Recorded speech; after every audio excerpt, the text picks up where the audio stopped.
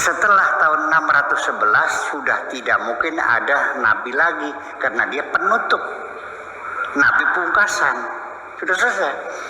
Nah, ini pernah ada nabi tahun berapa? Tahun 1900, nggak mungkin. Setelah itu sudah nggak ada nabi lagi. Nabi Muhammad itu adalah nabi yang terakhir. Jadi kemungkinan ada nabi di tempat yang lain yang tidak diceritakan dalam Al-Quran itu adalah sebelum tahun 611. Itu saja.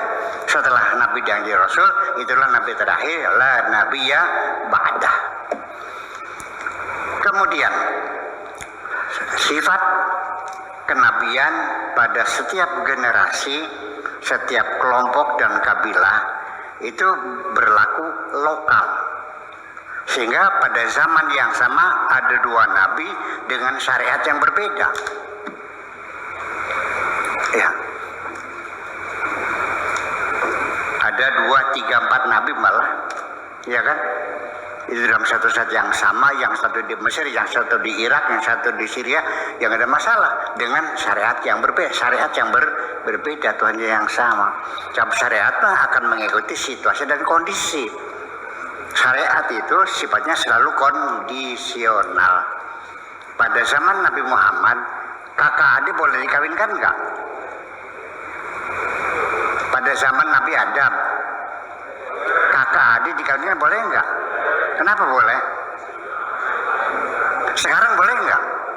Ya sudah, ya kan begitu. Dulu pada zaman Nabi Muhammad perbudakan dilarang enggak? Sekarang boleh diteruskan enggak? Pemelawan ada dengan hak asasi manusia, melawan dunia. Itu kan persoalannya.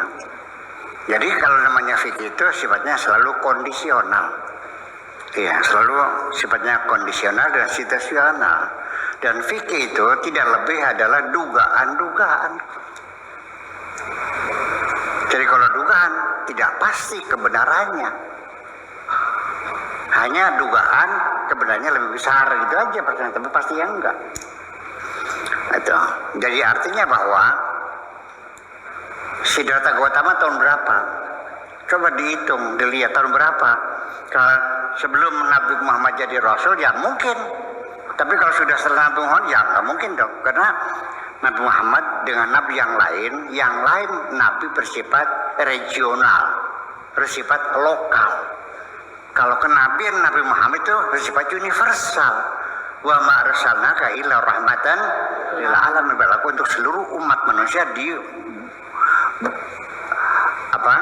bumi ini. Kalau yang itu suku masing-masing. Nah, seperti di tanah Jawa. Kenapa di tanah Jawa ini, di Indonesia umumnya, kok agama Islam begitu cepat tersebar menjadi sampai sekarang menjadi mayoritas umat Islam, berbeda dengan di negara-negara yang lain. Itu ternyata kenapa? Karena Tuhannya orang Jawa, orang Indonesia itu sama dengan Tuhannya umat Islam, yaitu Tuhan yang tidak bisa dilihat. Laisa kamitslihi syai'un, namanya agama kapitayang. Jadi bukan agama Hindu, Buddha dan sebagainya, bukan, tapi ya agamanya agama lokal kita, namanya agama kapitayang. Tuhan itu tidak bisa diimajinasikan seperti apa dan tidak mungkin bisa dilihat Tuhan itu. Jadi sama dengan ketuhanan Islam. Jangan-jangan nabinya agama kapitayang orang Jawa, ya betul dia sebagai utusan Tuhan juga. Kok gak dengan bahasa Arab, dia pakai bahasa Jawa dong. Nabi Muhammad kalau turunnya di Indramayu pakai bahasa apa? Ya, sesuai bilughat qaumih, dengan bahasa kaumnya. Kalau lehernya di Tasikmalaya, ya pakai bahasa Sunda lah.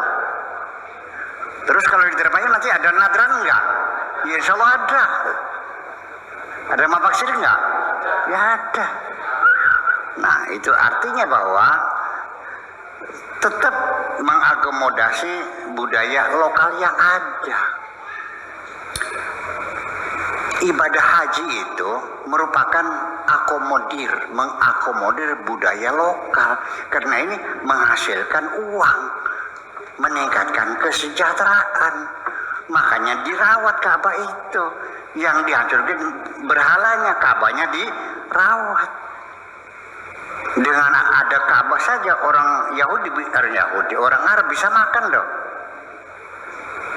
Betul nggak?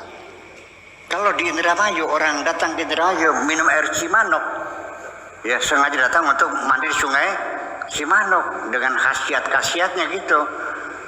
Ya, setahun sampai 50 juta, 100 juta, makmur Indramayu.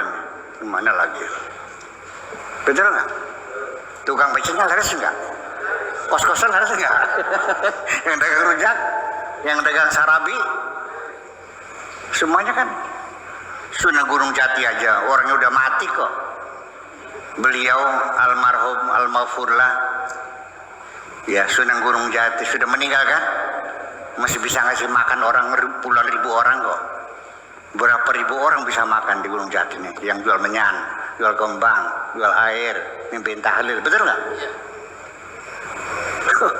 Ojeknya, ya penginapannya, kos-kosannya dan sebagainya. Nah, kenapa kemakmuran?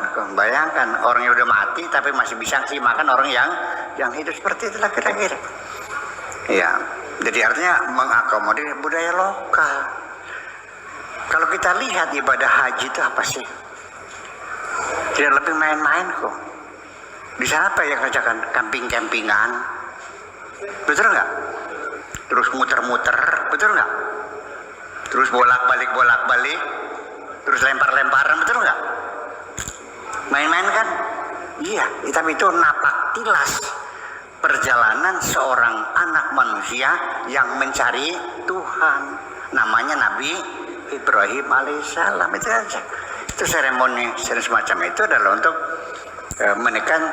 Makanya falyabudu rabb hadzal bait alladzi at'amahum apa?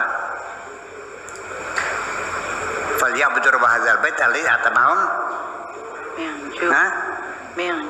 min ju' wa amanahum min khauf. Jadi di negara dia aman dan juga bisa ngasih makan. Ka'bah itu bisa ngasih makan orang Arab kan? Ya sudah. Itu. Jadi itu milik umat Islam sebetulnya mah. Karena sejarahnya begitu ya, karena milik keluarga Saudi kan gitu. Ya udah. Tapi tuntutan orang untuk minta Mekah dan Madinah harus di-manage oleh organisasi Islam dunia sudah lama.